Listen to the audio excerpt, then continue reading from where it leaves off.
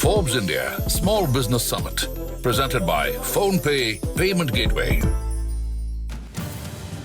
Forbes India Small Business Summit, presented by PhonePe Payment Gateway, celebrated the spirit of entrepreneurship in Delhi.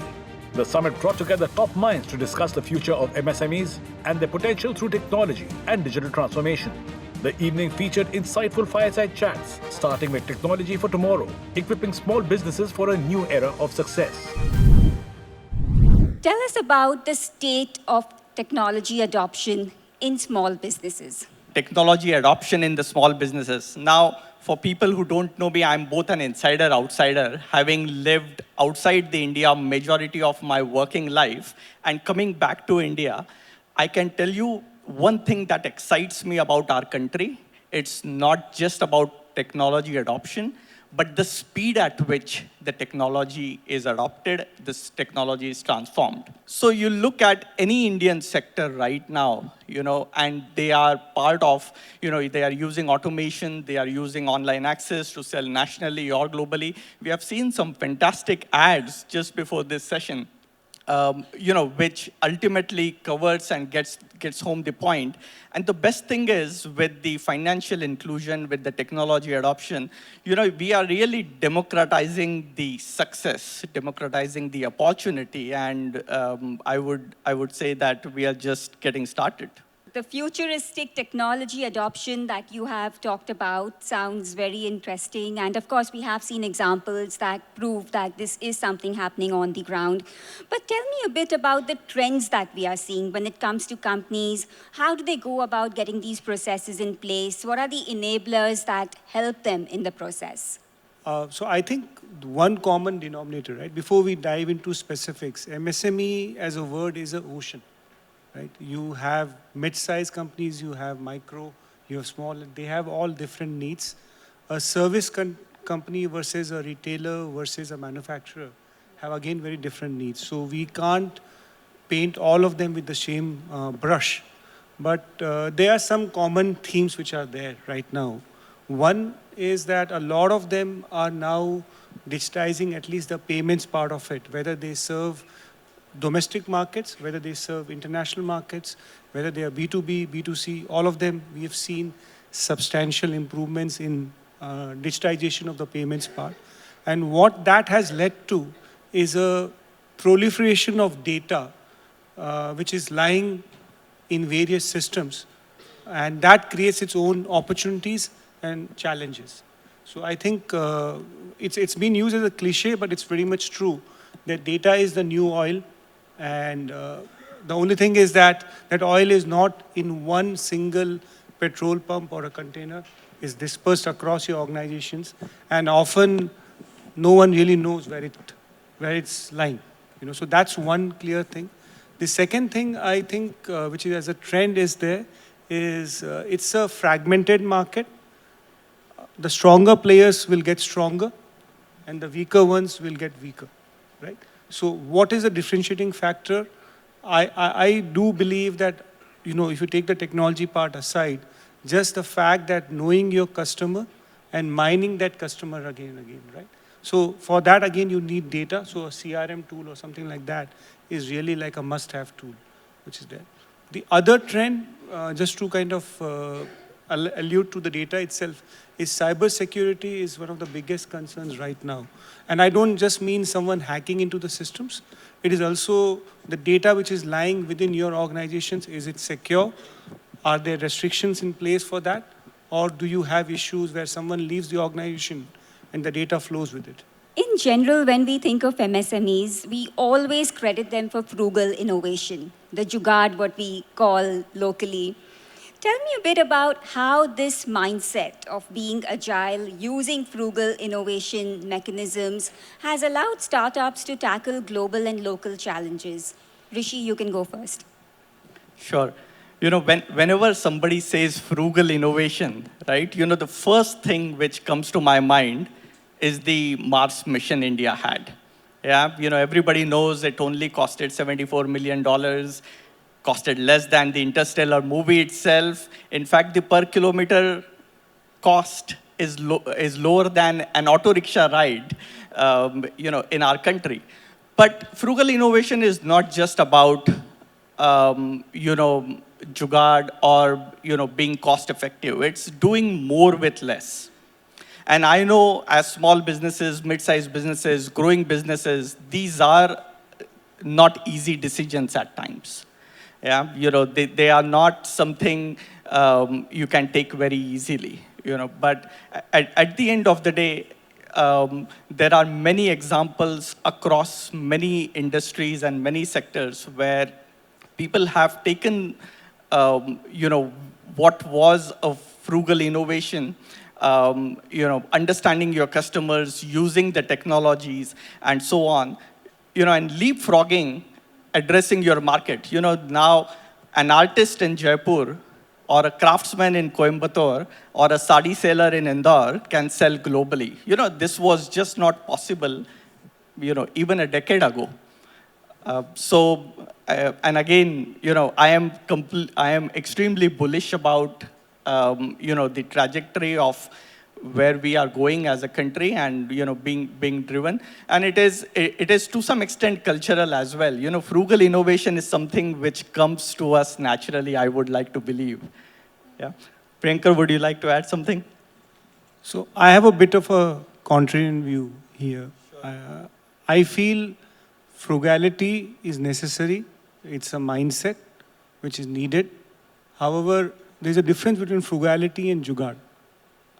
So initially when you do something as a jugaad, it's usually like a band-aid solution. Ki kaam chalao solution kar lete. After a while, it becomes a permanent solution, right? So as CEOs or entrepreneurs, you need to see at what point the jugaad starts becoming a liability for the organization. And at some point of time, you will need tools. So for example, we've been around for 18 years. For the first 10, 12, 13 years, we never used anything beyond Excel sheets.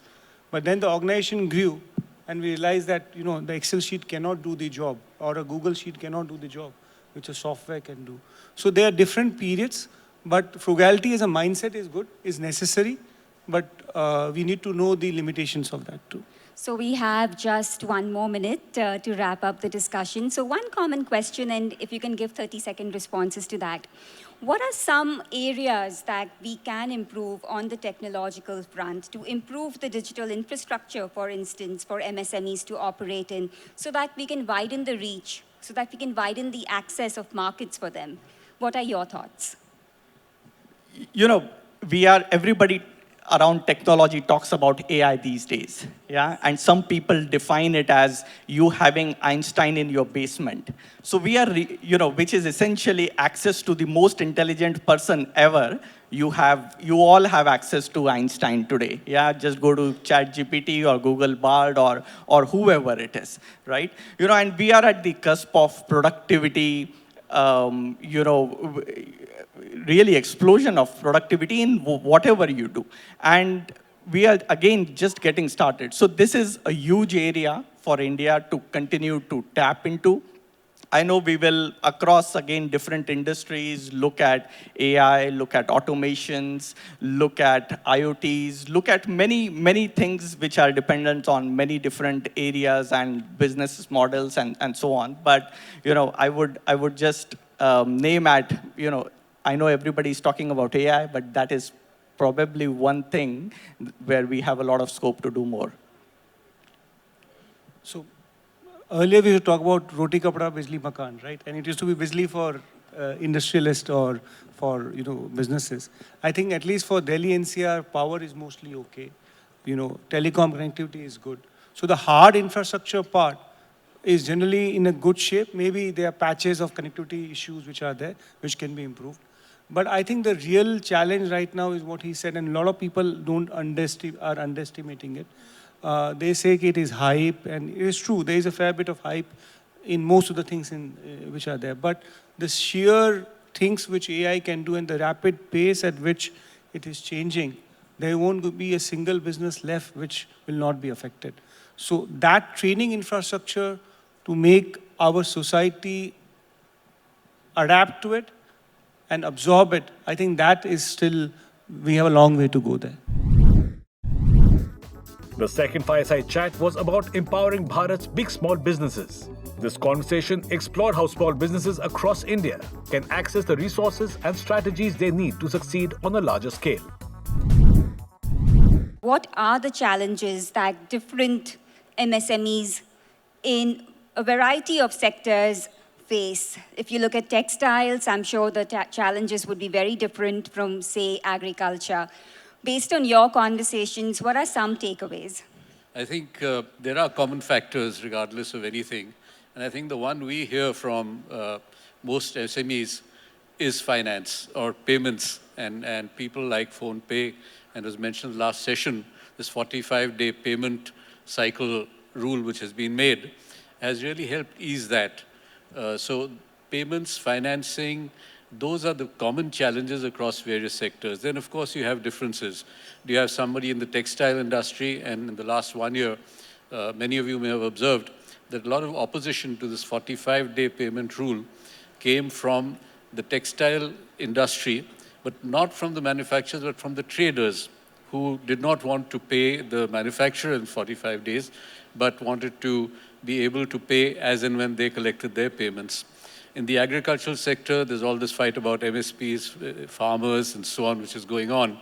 And access to market and access to technology to know what to plant, when to take it to the market, those are challenges in that sector. And lastly, there are the common challenges which are there when you have handicrafts, which have been addressed through things like the Vishwakarma Yojana, which was launched during last year by the Honorable Prime Minister, which is trying to provide training as well as financial support to small craftsmen. And of course, then payment platforms help them to reach out to wider areas in the local geographical markets. Different geographies in India have different challenges.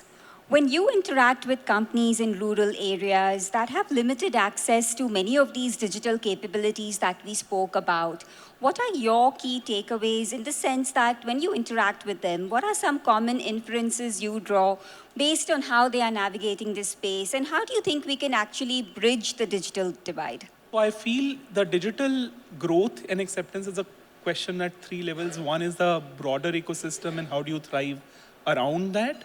Second is, what can government, private players working in this space do to drive adoption, skilling, expose them to the right tools.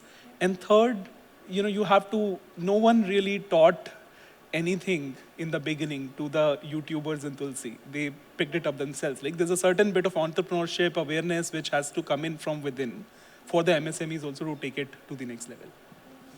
Just to take this point a bit further, when you interact with MSMEs in rural areas, what kind of advisory do you give them when it comes to actually leveraging e-commerce platforms? How can they use this profitably, and what are the different ways in which they can innovate on these platforms?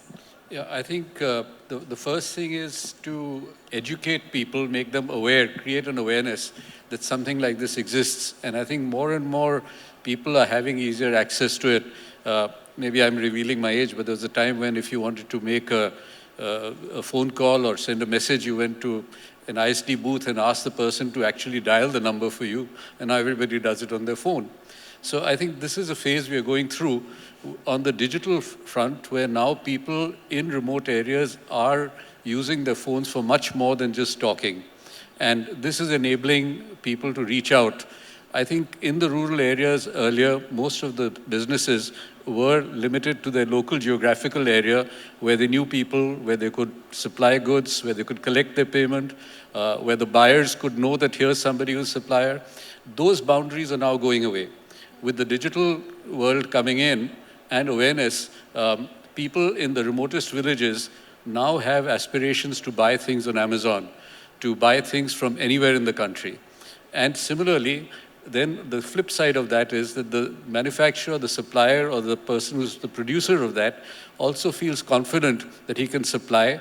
And a word of appreciation to payment platforms like PhonePe and so on, is that now you're secure that if you supply something across the country, you will get paid. So the payment platforms like PhonePe or MasterCard and things like that are playing a great role in making sure that businesses are able to sell their product, reach markets which earlier were not accessible to them, with the security that they will get paid for the goods which they have supplied.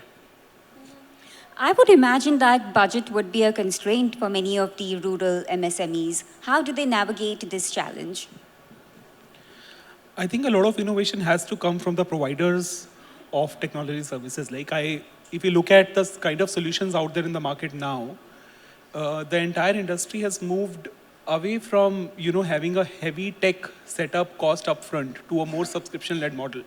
Even the hardware providers are now working out very different models to charge on a per month per user basis. I think that's a step in the right direction, because once you associate value with you pay 500 rupees and this is what you get in return, and for a shopkeeper it's much easier to think about what's the value that this tool brings to me. In 500 rupees I can afford it, right? So it's unitizing it is, I think, the part which makes it affordable. There, of course, have to be, for some sectors where investment is higher, there can be more structured thinking around how do we enable credit, enable upfront incentives of driving digitization. But I believe a lot of this can actually be solved by the market itself, like the subscription being the prominent way it is being handled. So, Ashok, then how can funding and lending mechanisms be improved to help them in this regard? I think the mechanisms you're talking about more from the supply side. Yes. And I think supply side, there are a couple of things which have been done. One, of course, is the targets given for priority sector lending to the banks. But apart from that, another mechanism which is working very much in favor of all businesses, and particularly SMEs, is something called the TREADS platform, which is a financing mechanism where buyers can put up the invoices of products they've purchased, and financiers can pick that up at a certain interest rate which is charged to the buyer. The big thing about it is that now the lender is lending not on the credibility of the seller, so he's not discounting it on the credibility of the seller, but on the credibility of the buyer, who in most cases is a large corporate, and therefore their creditworthiness is much more. The second thing is the financier then quotes what is the interest rate he's going to charge for making that timely payment. Now, that again is something which depends on the creditworthiness of the buyer. If he's got good credit rating, that charge will be small. Others, it will be more. But that smoothens the cash flow of the buyer, and in turn, the cash flow to the seller also. Also, it creates a date stamp that when you have sold something, the invoice is put up on TREADS mandatorily now for all corporates, which was 500 crores and over, including all government departments. So there's a date stamp. Now, couple that with the fact that you have to pay within 45 days, and the defaulter would not be allowed the income tax credit on that. So these kind of mechanisms are very good. Where there is a gap still is in capital expenses. That is still something which does not work as efficiently. Things like collateral are still required. Of course, the CGTMSE scheme is trying to address that, but it's not adequately addressing it. So I think on the working capital, a lot has been done. On the capital side, a lot more needs to be done and can be done. The final fireside chat of the summit focused on talent acquisition and retention in the brave new world of MSMEs. The speakers discussed the critical importance of attracting and retaining top talent as the MSME sector experiences significant growth. So let me start off with a very broad question. Priyanka, why don't you go first? Tell us, how has the talent acquisition landscape for Indian MSMEs evolved over the years, especially post-pandemic? Has it gotten better? Has it got worse? Why is it difficult? Because MSME is not just one brush of stroke which you just answer. So there is micro, there is medium, there is small, and a bit of large as well. And the kind of employees also that you have vary. They vary from on-roll to contract to labor. And for each one of them, there's been a different strategy. So if you look at it for on-roll, and especially the talent, for talent, these are unique positions and competencies which you don't get in the market. Yes. So that's what I'm going to talk about, and not everything in everybody in terms of competencies. So the competencies that you don't get in the market. For example, in auto, what has happened is, electronics become very big, and therefore the talent there is very scarce. Now, to attract that talent, you have long-term incentives, you have ESOPs, you have talent attraction policies where some of the companies have gone and tied up with the institutes itself. Some of them have taken some of the small groups to companies in Germany and have tie-ups there. Some of them have collaborated as SMEs itself, formed a cluster and gone out and done some training. So lots happening in talent acquisition. First is training through tie-ups, whether it's a collaboration in terms of clusters or through institutes. Second is ESOPs and long-term incentives, especially for competencies which are relevant and very difficult to get in the market. And the third one is giving that personalization. Padmaja, coming to you, MSMEs often compete with larger organizations, startups for top talent. How can they retain, attract talent across top positions? And of course, mindsets have changed. We have people who want to work for MSMEs and startups today, but how do they compete with the larger paychecks and the various perks that MNCs give? First of all, what we need to understand are 2 or 3 things. And I think the Honorable Minister did give us shared some statistics. But what it really says that this, be it startups, be it SMEs, be it MSMEs, it is the backbone of the country, right? It's contributing over 30% of India's GDP and even exports, as we said.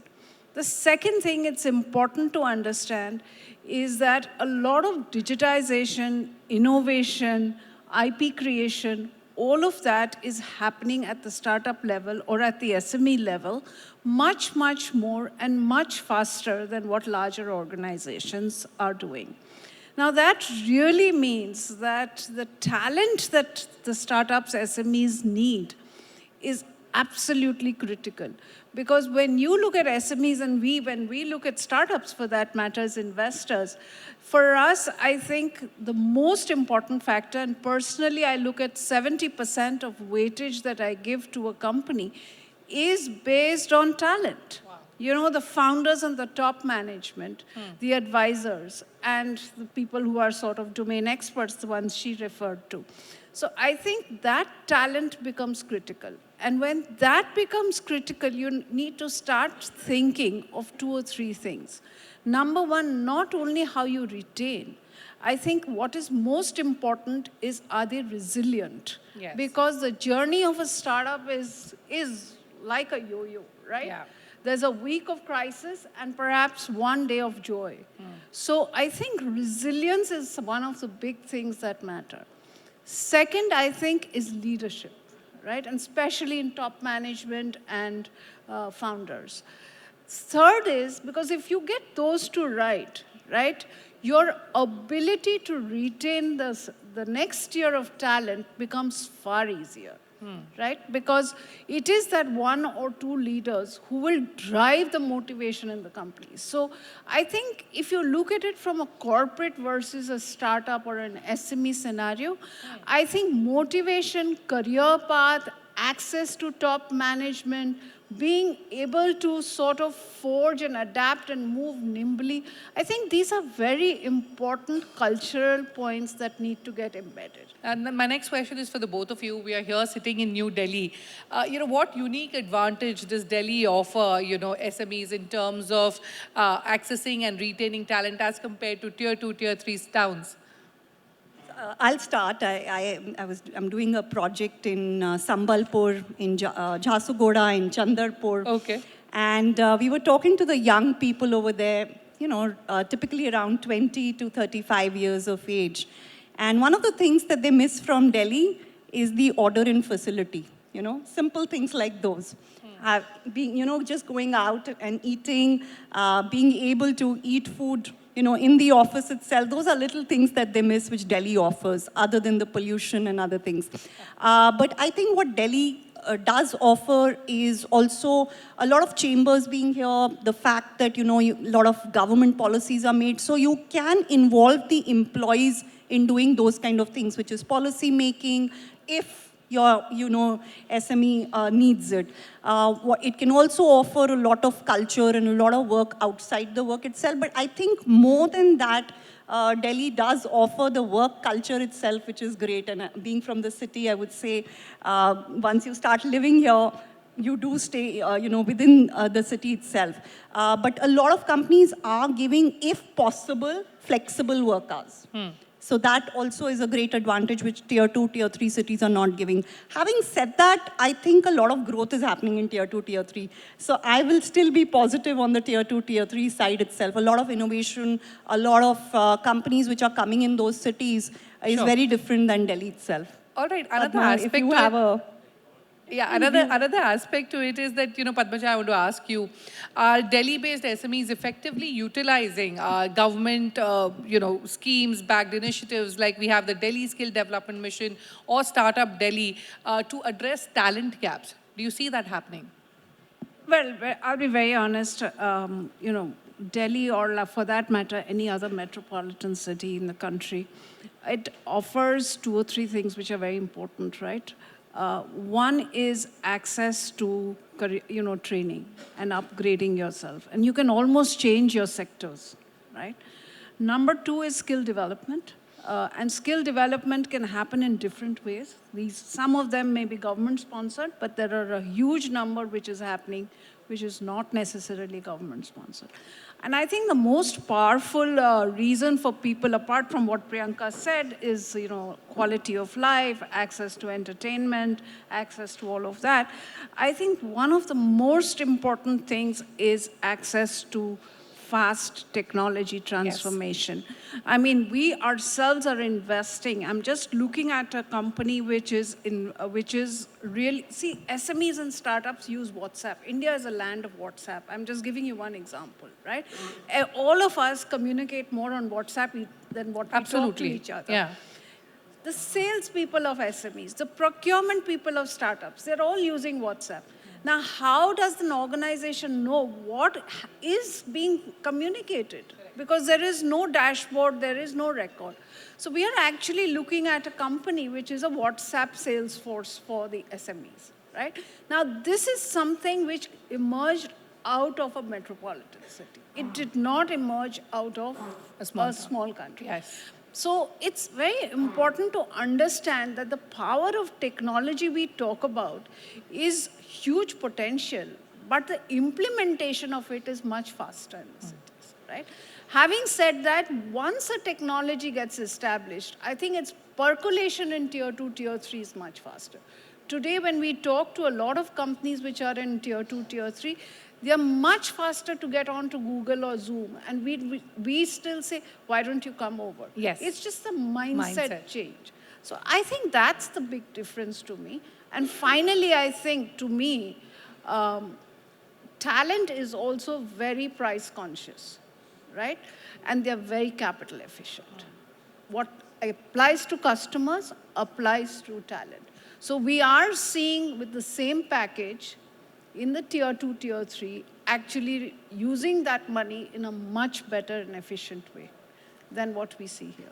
On that note, we'll have to wrap up. Time's up. But thank you so much, Padmaja and Priyanka, for joining us here tonight. And thank you so much for your valuable insights. Forbes India Small Business Summit, presented by PhonePe Payment Gateway.